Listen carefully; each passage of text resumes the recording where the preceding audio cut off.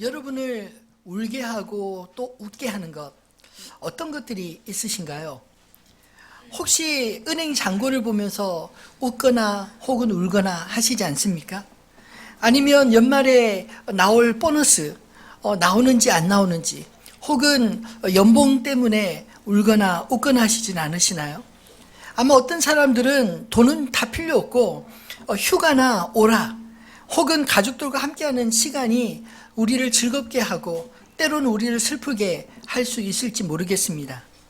또 어떤 사람은 좀 더 차원을 높여서 출세나 명예 등 다른 사람들의 평판에 따라 울고 웃는 그런 사람들도 아마 있을 줄 압니다. 여러분은 무엇에 울고 무엇에 우시나요?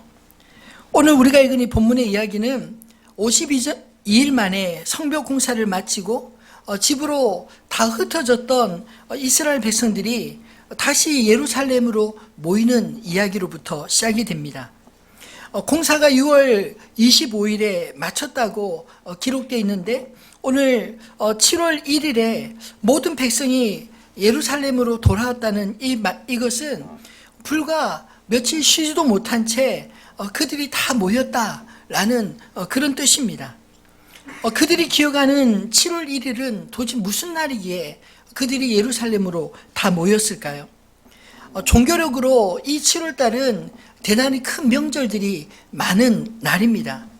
7월 1일은 나팔절이라 부르고, 나팔을 불면 온 백성들이 이제 추수를 다 마치고 하나님 앞에 모여서 말씀을 듣는 그런 절기인 것입니다. 또 7월 10일에는 대속죄일이 있어서 하루 금식을 하는 날이고요. 또 7월 15일부터 21일은 우리가 지난 추수감사절 때 나누었던 이 초막절이 시작되는 절기입니다. 그래서 이 7월 달은 종교력으로 이렇게 많은 절기들이 한 20여일 동안 있기 때문에 이 절기들을 지내느라 모든 백성들이 이제 일도 다 마치고 함께 하나님 앞에 말씀을 사모하고, 때로는 자신을 돌아보며 회개하고, 때로는 하나님의 구원을 감격하며 그것을 높이는 그런 일들을 해왔다라는 것입니다. 그런데 민간력으로는 이 종교력과 민간력은 우리가 쓰는 태양력이 아닙니다. 종교력은 6월절을 1월로 규정하고 시작되는 절기이고, 이 민간력은 그 당시 유대인들이 또 쓰는 달력인데, 민간력으로는 7월 1일이 1월 1일 새해 첫날이라는 것입니다. 새해 첫날부터 백성들이 함께 모여서 종교력으로 이 나팔절이 되는 그날 하나님 앞에 모였었다는 것입니다. 무엇 때문에 모였습니까?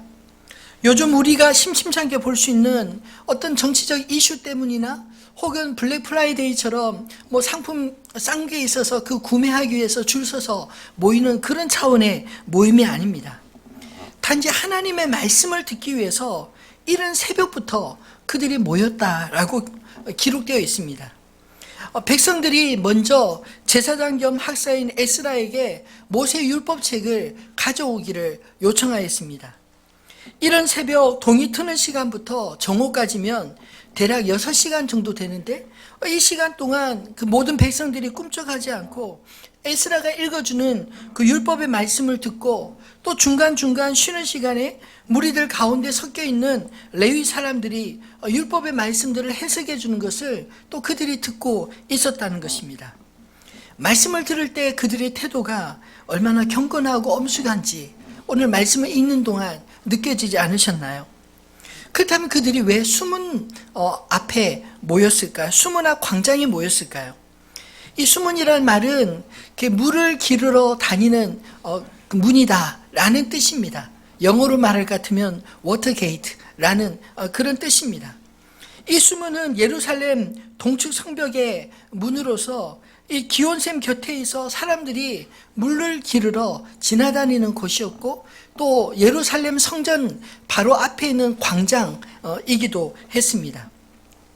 이 수문 앞에 나팔절에 이 백성들이 정말 간절히 사모했던 것은 육신의 물이 아니라 영적인 말씀이 없어 답답해 한 그 심령에 하나님의 말씀으로 채우기 위해 그들이 모였다는 것이죠. 성전은 아무나 출입하기 어려운 곳인 반면 성전 앞 이 숨은 광장은 오늘 본문의 표현대로 남자나 여자나 또 알아들을 만한 모든 사람이 다 함께 참여할 수 있는 곳이었기 때문에 아마 이 수문 앞 광장 앞에 모인 것 같습니다. 수문 앞에 모인 백성들은 이 다른 필요가 아닌 영적인 필요, 하나님 말씀을 듣고 싶어 그 제사장이나 레위인들이나 혹은 느헤미야가 소집한 게 아니라 오늘 본문에 보면 그들 스스로가 이 나팔절을 기억하고 그들 스스로가 이 절기를 지키기 위해 이른 새벽부터 모여 왔다는 것이죠. 사실 이 성전 재건과 성벽 재건 사업은 이 궁극적으로 이스라엘의 재건을 의미하는 상징적인 행위였습니다. 근데 이제 이스라엘 재건의 인프라는 다 구축된 게 아닙니까? 성전도 있고 또 그들을 보호해 줄 성벽도 재건되었기 때문입니다. 또 백성들도 돌아왔기 때문에 모든 것은 다 갖춰지지 않았나요? 그러나 정작 하나님의 말씀이 그들 가운데 없다면 그 모든 것은 껍데기에 지나지 않았을까요? 지나지 않는 것입니다. 오늘 본문을 자세히 읽어보면 이스라엘 자손, 백성 혹은 모든 사람 이런 단어가 무려 15번이나 오늘 본문 한 절에 하나 이상은 다 기록되어 있는 것이 눈여겨볼 말씀입니다. 무엇을 의미하냐면 이 바벨론에서 유다로 돌아온 사람들이 약속을 따라 옮겨왔지만 오늘 본문의 말씀의 의미를 굳이 따진다면 그들이 몸만 옮겨온 게 아니라 그들의 마음이 이제 하나님 앞으로 돌아왔다는 것을 상징적으로 보여주는 그런 행동 아닐까요? 만약 요즘 내 삶이 뭔지 모를 무기력에 빠져 있다면 오늘 이 말씀을 통해서 우리의 원기를 회복하는 그런 기회를 얻게 되기를 소망합니다. 영적인 무기력을 극복하는 방법을 오늘 이 말씀은 우리에게 중요하게 정확하게 설명하고 있습니다.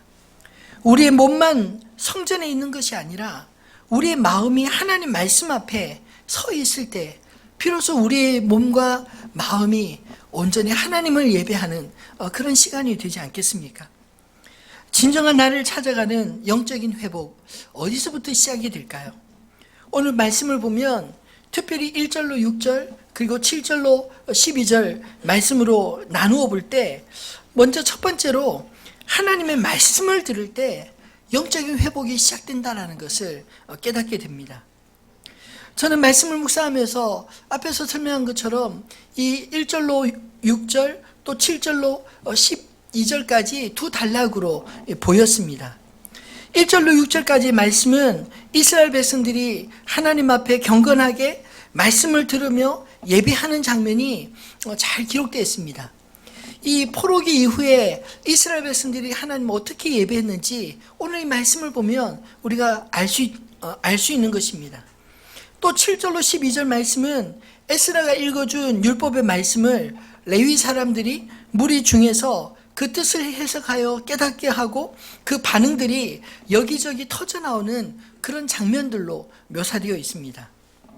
영적인 회복은 우리의 영혼이 우리의 창조자이신 하나님께로 돌아와서 그분으로부터 우리에게 들려주시는 말씀을 들을 때 우리의 영혼이 비로소 고침을 받게 되는 그런 일이 바로 회복이 아닐까요? 그렇다면 이 영적인 영혼의 회복을 위해 우리는 어떻게 하나님 말씀을 들어야 할까요?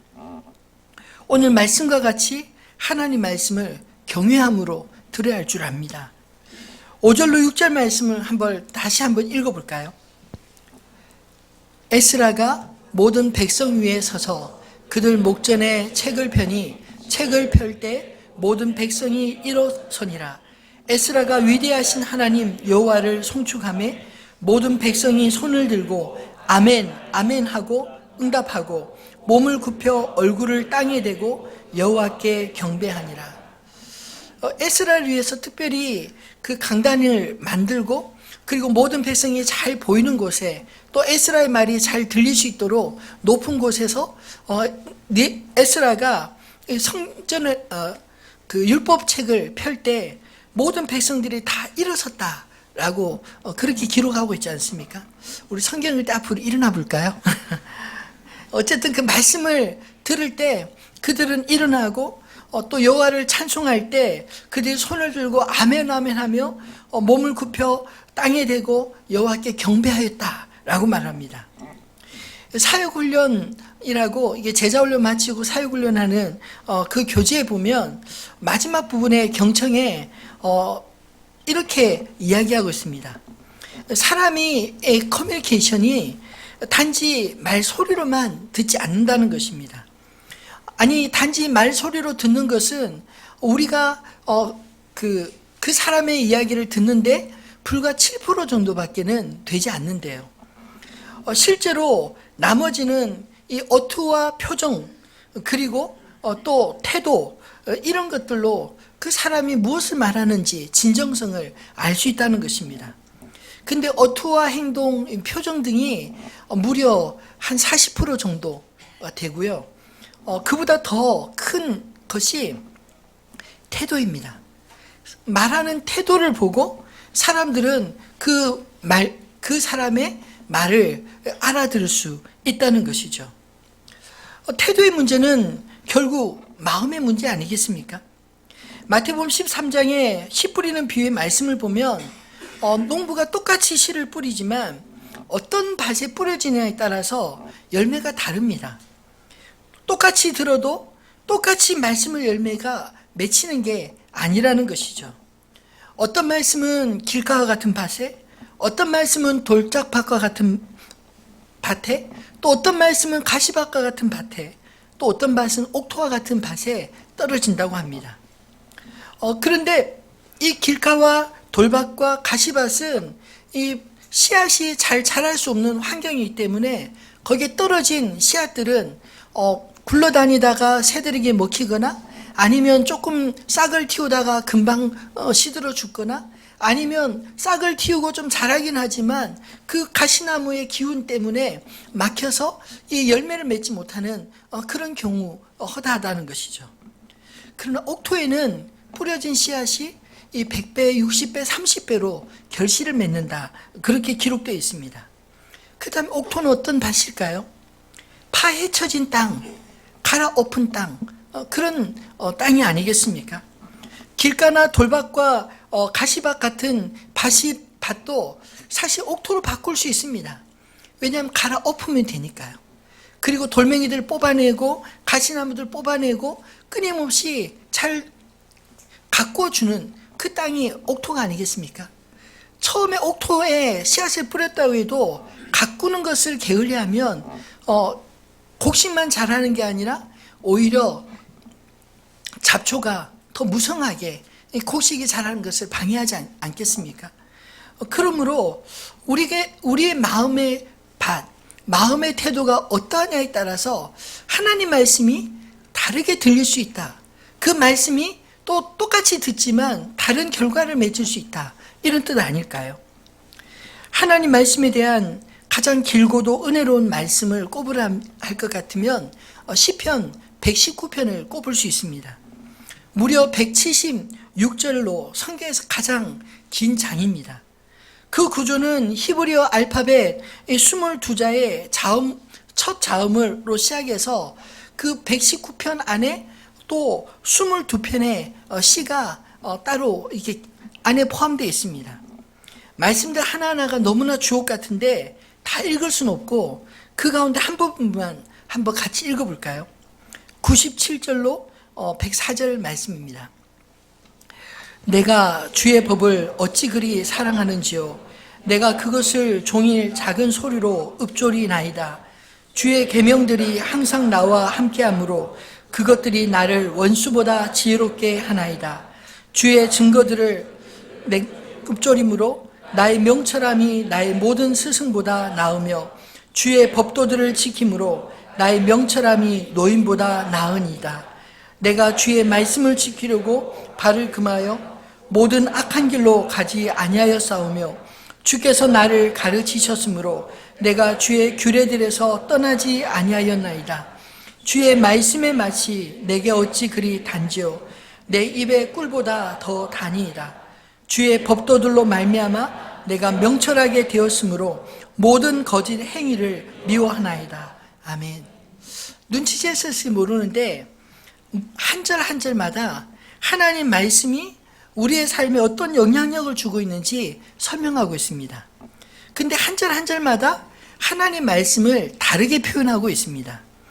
주의 법, 주의 계명, 주의 증거들, 주의 법도들, 주의 말씀, 또 주의 규례들, 이렇게 다른 말들로 이렇게 표현하면서도 얼마나 아름답고 또 정확하게 그 하나님 말씀이 우리에게 어떤 힘이 되는지 말씀하고 있지 않나요? 이 시편의 기록처럼 우리의 삶을 고백을 담아 말씀에 대한 시를 지으면 어떨까요? 하나님의 말씀이 여러분의 삶에는 어떤 영향력을 주고 계십니까? 그것을 한 절 한 절 기록할 수 있다면 여러분 몇 절까지 정도 기록할 수 있을까요? 바라기는 하나님의 말씀으로 말미암는 평강과 변화들이 우리의 삶에 날마다 고백되어지기를 소망합니다. 이사야 55장 1절에는 하나님의 말씀을 또 물로 표현하고 있습니다. 너희 목마른 자들아 물로 나오라. 돈 없는 자도 오라. 너희는 와서 사 먹되 돈 없이 값없이 와서 포도주와 젖을 사라. 우리 인간은 물 없이 살 수 없지 않습니까? 마찬가지로 우리 인간은 하나님께서 빚으신 우리 인간은 하나님의 말씀 없이 살 수 없다라는 것입니다. 당장에는 갈증을 느껴도 참을 수 있고 다른 대용물로 대체할 수 있지만 궁극적으로 사람이 물 없이는 살 수 없지 않나요? 제가 대학생 시절 아직도 생생하게 기억나는 것이 앞으로 미래 세계는 이렇게 될 것이다. 그러면서 그 사회학 교수님 중에 한 분이 집집마다 차를 한 대씩 다 있을 거래요. 그리고 앞으로 물도 사 먹을 날이 올 거라고 뭐 이렇게 말하는데 제가 참 믿기지 않았습니다. 왜냐하면 저희 시대만, 제가 학교 다니는 시대만 해도 차는 굉장히 사치품이었고 또 꼭 필요한 사람 아니면 살지 못했기 때문에 그랬고요. 물도 수돗물 탁 틀면 콸콸콸 쏟아지는데 물을 왜 사 먹지? 뭐 이런 생각을 했었습니다. 콜라는 사서 마셔도 생수를 사서 마시다니, 에이 그냥 수돗물 마시지, 뭐 이런 생각을 했던 어린 시절 기억이 나는데요. 요즘에는 물이 가장 깔끔해서 음료수보다 물을 더 많이 사 드시지 않나요? 말씀도 이것저것 첨가된 것보다 말씀 그 자체로 얼마나 생동감 있고 우리를 풍성하게 할 수 있는지 맛보아 알 수 있는 저와 여러분 되기를 주님의 이름으로 축원합니다. 두 번째로 우리의 영적인 회복은 무엇으로 말미암을까요? 하나님의 말씀을 들을 뿐만 아니라 말씀을 배워 깨달아야 하는 것입니다. 오늘 7절로 12절 말씀을 보면 이 말씀을 읽어간 에스라와 달리 회중 가운데서 말씀을 깨닫도록 해석해 준 사람들의 이야기가 기록되어 있습니다. 7절로 9절에 보면 특별히 레위 사람들은 백성이 제자리에 서 있는 동안에 그들에게 율법을 깨닫게 하였는데 하나님의 율법책을 낭독하고 그 뜻을 해석하여 백성에게 그 낭독하는 것을 다 깨닫게 하니 백성이 율법의 말씀을 듣고 다 우는지라. 성경의 레위인들의 역할을 이처럼 잘 설명한 곳이 저는 찾아보지 못했습니다. 아니 어쩌면 구약 성경에 그 레위인들의 역할이 제대로 할 수 없는 분위기였거나 혹은 그 역할을 망각하고 하지 않았기 때문에 이스라엘이 하나님을 떠나게 된 것은 아니었을까요? 레위인들은 말씀이 귀한 시대에 말씀을 받은 자들로 하나님의 말씀을 백성들의 삶에서 쉽게 이해할 수 있도록 해석해주고 깨닫게 해주는 그런 역할을 한 사람들이었습니다. 사실 1절로 6절 말씀을 보면 경건한 그 예배 가운데 에스라가 말씀을 읽어주고 그 말씀을 듣는 가운데서는 사실 백성들 가운데 통곡이 없었습니다. 근데 7절의 말씀처럼 레위인들이 곳곳에서 성경을 풀어서 그들이 이해할 수 있도록 깨닫게 해주었을 때, 해석해 주었을 때 여기저기서 통곡하며 회개가 일어났다, 이렇게 기록하고 있지 않습니까? 백성들이 말씀을 들을 때 왜 통곡하며 회개했을까요? 아마도 그들이 바벨론의 포로로 잡혀가서 고통받았던 그 이유를 말씀을 통해서 비로소 깨닫게 되었기 때문 아니겠습니까? 이미 기록되어진 이 모세의 율법을 자세히 보면 그 백성들이 축복을 받을 수 있는 삶과 저주를 받을 수밖에 없는 그 삶의 이야기들로 기록되어 있습니다. 근데 이스라엘 백성들의 그 환난 뒤에는 하나님께 범죄한 그 조상들의 범죄가 있었다는 것입니다. 본문에 정확히 어떤 말씀을 읽었는지 어떤 내용인지는 자세히 나와 있지 않습니다. 근데 느헤미야서 1장 5절로 10절에 보면 느헤미야가 예루살렘에 무너진 성벽에 대한 이야기를 듣고 하나님 앞에 드린 그 첫 번째 기도를 통해서 그 백성들에게 읽혀진 그 모세율법 내용을 우리가 알 수 있지 않을까요? 또 느헤미야서 9장과 10장에 보면 그 읽혀진 내용들을 또다시 잠깐 언급하는 말씀도 있는데 비슷한 내용입니다. 5절로 느헤미야서 1장 5절로 9절 말씀을 제가 한번 읽어보겠습니다. 이르되 하늘의 하나님 여호와 크고 두려우신 하나님이여, 주를 사랑하고 주의 계명을 지키는 자에게 언약을 지키시며 긍휼을 베푸시는 주여 간구하나이다. 이제 종이 주의 종들인 이스라엘 자손을 위하여 주야로 기도하오며 우리 이스라엘 자손이 주께 범죄한 죄들을 자복하오니 주는 귀를 기울이시며 눈을 여시사 종의 기도를 들으시옵소서. 나와 내 아버지의 집이 범죄하여 주를 향하여 크게 악을 행하여 주께서 주의 종 모세에게 명령하신 계명과 율례와 규례를 지키지 아니하였나이다. 옛적에 주께서 주의 종 모세에게 명령하여 이르시되 만일 너희가 범죄하면 내가 너희를 여러 나라 가운데 흩을 것이요 만일 내게로 돌아와 내 계명을 지켜 행하면 너희 쫓긴 자가 하늘 끝에 있을지라도 내가 거기서부터 그들을 모아 내 이름을 두려고 택한 곳에 돌아오게 하리라 하신 말씀을 이제 청하건대 기억하옵소서. 여러분, 이 모세의 글을 인용한 느헤미야의 기도를 보면 이스라엘 백성들이 흩어져서 이 포로 신세가 된 이유를 뭐라고 이야기합니까? 하나님의 율례와 규례를 그들이 지키지 않고 하나님을 은혜를 배반하였기 때문에 이런 말씀대로 환난이 임했다, 이렇게 말하지 않나요? 동일하게 하나님의 주신 그 약속을 의지해서 하나님, 비록 우리가 흩어졌다 할지라도 우리가 그곳에서 하나님의 계명을 지켜 행하면 우리가 쫓긴 그곳에서 비록 하늘 끝에 있을지라도 거기서부터 그들을 모아 내 이름을 두려고 한 그곳까지 주님 우리를 모시리라 말씀하지 않았습니까? 이제 그 말씀을 기억하시고 응답하여 주십시오, 이렇게 기도한 것입니다. 여러분, 우리는 선지서들을 통해 이스라엘 백성들이 당하는 그 고통 이면의 책망과 예언들을 수없이 들을 수 있지 않나요? 비록 그 죄가 조상들이 지은 것이었지만 느헤미야는 그것을 마치 자신의 죄악처럼 여기고 회개하였습니다.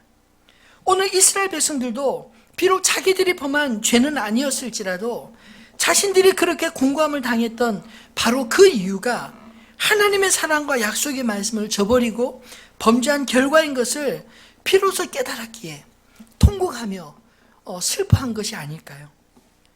그러나 그것으로 말씀은 그치지 않습니다. 그들에게 다시 일어날 소망도 말씀하셨습니다. 통곡하는 백성들을 향해 오늘 본문에 보면 느헤미야와 에스라 그리고 말씀을 설명해 주었던 레위인들이 그 백성들을 진정시키지 않습니까? 왜냐하면 그날은 여호와의 성일, 곧 그들이 지킬 나팔절은 기쁨을 상징하는 절기였기 때문입니다. 다른 절기들은 20세 이상의 남자들만 절기에 참여할 수 있었지만 이 나팔절은 남녀노소를 불문하고 말씀을 이해할 수 있는 모든 사람이 다 참여할 수 있는 절기였기 때문입니다. 그리고 오늘 10절 말씀에 느헤미야는 그 슬퍼하는 백성들 향해 이렇게 말하고 있습니다. 여호와를 인하여 기뻐하는 것이 너희의 힘이니라. 사랑하는 성도분, 여호와를 인하여 기뻐하는 것이 우리의 힘인 것을 믿으시기를 바랍니다. 이제까지 숱한 절망과 좌절을 맛보며 살아왔던 그 백성들에게 이 느헤미야는 소망의 메시지를 전하는 것입니다. 그것은 우리의 중심축을 옮기라는 촉구이기도 합니다. 여호와를 기뻐하는 것이 너의 힘이라. 이 말씀의 의미가 무엇일까요? 여기서 힘이라는 뜻은 히브리어로 마우제크라고 하는데 그 의미는 산꼭대기 혹은 방파제 같은 의미입니다. 이 말은 우리가 여호와를 기뻐하면 하나님께서 너희의 방패가 되어주시고 너희의 요새가 되어주실 것이다, 이런 뜻입니다. 우리는 하나님을 기뻐함으로 이 세상을 이길 놀라운 힘과 능력을 경험하게 되는 것입니다. 왜냐하면 모든 기쁨은 하나님께 속해 있으며 실제로 하나님께서 우리 성도들이 원하는 삶의 속성이기도 한 것입니다. 여러분, 하나님 믿는 것이 회개만 있는 게 아닙니다. 오늘 말씀처럼 우리의 죄를 깨닫고 돌이키는 회개도 있지만 하나님이 주시는 소망으로 말미암아 기뻐하고 즐거워할 것들이 훨씬 더 많지 않나요? 저는 어떤 의미에서 우리 예배는 축제 같아야 된다고 생각합니다. 왜냐하면 주님 앞에 나오는 것이 우리의 즐거움이 되어야 하기 때문입니다. 마지못해서 억지로 끌려 나오는 것이 아니라 주님 앞에 나와 예배를 드리고 말씀을 듣고 찬양하고, 이것이 우리의 기쁨이 되어야 하지 않을까요? 그 기쁨으로 말미암아 하나님이 우리의 보호자 되심을, 오늘 말씀처럼 그 너희의 힘이란 말씀처럼 여호와께서 우리의 산성 되어 주시고 방패 되어 주심으로 우리를 지켜 주실 줄을 믿으시기를 바랍니다. 사실 환난과 풍파가 없으면 좋겠지만 참 아이러니하게도 우리 인생은 내가 지금 누리는 그것의 소중함을 있을 때는 잘 모릅니다. 근데 소중한 것을 한번 잃어버리고 나면 그제서야 비로소 이게 얼마나 소중한지 귀한지를 비로소 깨닫지 않나요? 여러분, 다리가 성성할 때 걷는 거 그것이 당연하다고 생각하지 않습니까? 근데 다리를 다쳐서 걸을 수 없게 되면 이 걷는 사람들만 봐도요 부러워요. 이 아파서 병원에 입원하기 전에는 우리가 건강하게 새끼를 잘 먹고 활동하는 것이 얼마나 감사한지 모릅니다. 근데 건강을 잃고 병원에 가 있고 밥 먹는 것조차 힘든 그 어려움들을 겪고 나면 사실 우리 일상생활 하나하나가 얼마나 고맙고 감사한지 눈물 나지 않을 수가 없는 것입니다. 여러분, 오늘 이스라엘 백성들의 형편이 어떠한가요? 사실 그들이 누리는 기쁨은 잃었던 것을 다시 찾는 감격과 기쁨이 아닌가요? 예전에 그들이 나라를 있을 때는 그 기쁨을 알지 못했습니다. 성전에서 제사를 드리고 예배를 드릴 때 그 기쁨을 알지 못했습니다. 예루살렘 성벽이 잘 갖춰져 있어서 그 나라가 강성할 때는 그 나라가 있는 그 고마움을 그들이 알지 못했습니다. 그러나 비록 나라는 완전히 되찾지 못했지만 그들의 땅으로 70년 만에 되돌아오고 무너진 성전과 성벽도 이제 재건하면서 그 소중함을 절절히 깨닫고 하나님 앞에 그 백성들이 지금 서 있는 것입니다. 말씀을 깨닫게 되면 여러분, 우리의 삶의 차원이 다르게 해석되는 줄을 믿으시기를 바랍니다. 고난의 순간조차 하나님 안에서 소망을 꿈꿀 수 있는 힘이 생기는 것입니다. 바라기는 하나님의 말씀이 우리의 힘임을 깨닫고 날마다 고백하며 살 수 있는 저 여러분 되기를 소망합니다. 말씀을 맺겠습니다. 여러분, 저는 말씀 묵상하면서 이 이스라엘 백성들이 지금 누리는 것이 무엇인가? 그것은 회복이요 부흥이라 생각이 들었습니다. 여러분, 회복은 다른 말로 부흥이라 말할 수 있지 않을까요? 왜냐하면 이 두 단어는 같은 의미의 단어를 또 가지고 있기 때문입니다.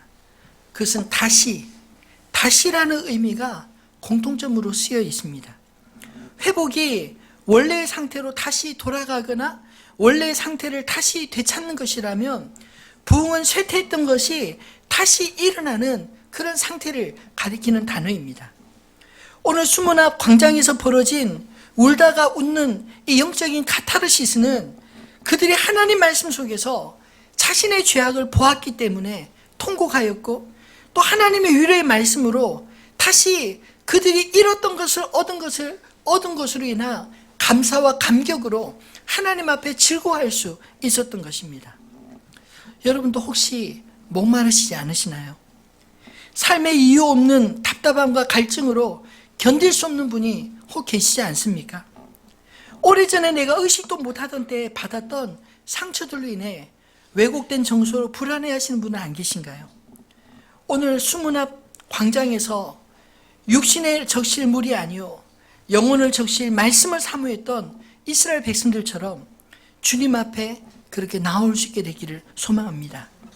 회복은 하나님 말씀을 들음으로 그 말씀을 깨달음으로 시작되는 것입니다. 회복은 자기 자신의 근심의 자리에서 떨쳐 일어나 하나님의 나라 공동체 안으로 나올 때 회복되는 것입니다. 진정한 회복은 나를 깨트리고 형제들과 온전히 연합하는 것, 거기서부터 시작되는 게 아닐까요? 오늘 본문에 보면 그들 가운데 양식을 준비하지 못한 자들도 있는 자들이 함께 나누며 함께 즐거워하고 함께 기뻐했다라고 말합니다. 그날에는 그곳에 있는 모두가 형제요 모두가 자매였기 때문입니다. 사랑하는 성도 여러분, 여러분을 지탱해주는 힘은 무엇인가요? 하나님 아닌 다른 것이 하나님의 자리를 대신 차지하고 있었다면 여러분 그 자리를 비우시기를 주님의 이름으로 축원합니다. 그 자리에 하나님이 다시 돌아오셔야 합니다. 하나님의 말씀이 그 자리에서 들려져야 할 줄로 믿습니다. 하나님의 자리를 비워드리는 것부터 시작해서 하나님 말씀을 들을 수 있는 태도가 만들어지는 것입니다. 오늘 본문 말씀의 핵심을 저는 말씀을 듣는 태도와 말씀을 깨닫는 훈련이라 생각합니다. 내년에 하늘빛 우리 교회 안에 곳곳에서 말씀을 통독하는 모임들이 좀 많이 생겨났으면 좋겠습니다. 또 이번 주 금요일 날 훈련자 수료예배를 드리는데 내년에 더 많은 소그룹들이 더 많은 훈련 모임들이 만들어지고 성도들이 말씀으로 훈련받아 말씀을 듣는 것에 그치지 않고 깨닫는 즐거움을 누리게 되기를 소망합니다. 깨달아야 우리의 삶의 변화가 일어나는 것입니다. 하나님의 말씀은 그 자체로 회복의 메시지입니다. 우리를 지으신 하나님 말씀은 우리를 살리고 일으키는 영의 양식인 것입니다. 말씀을 들어야 우리는 하나님의 뜻을 알게 되고 또 말씀을 깨달을 때 회복의 역사, 고침의 역사가 일어나는 것입니다. 바라기는 오늘 저와 여러분 모두가 하나님의 역사의 주인공들로 하나님이 말씀 안에서 치유받고 고침받는 그런 놀라운 은혜가 있어지기를 주님의 이름으로 축원합니다.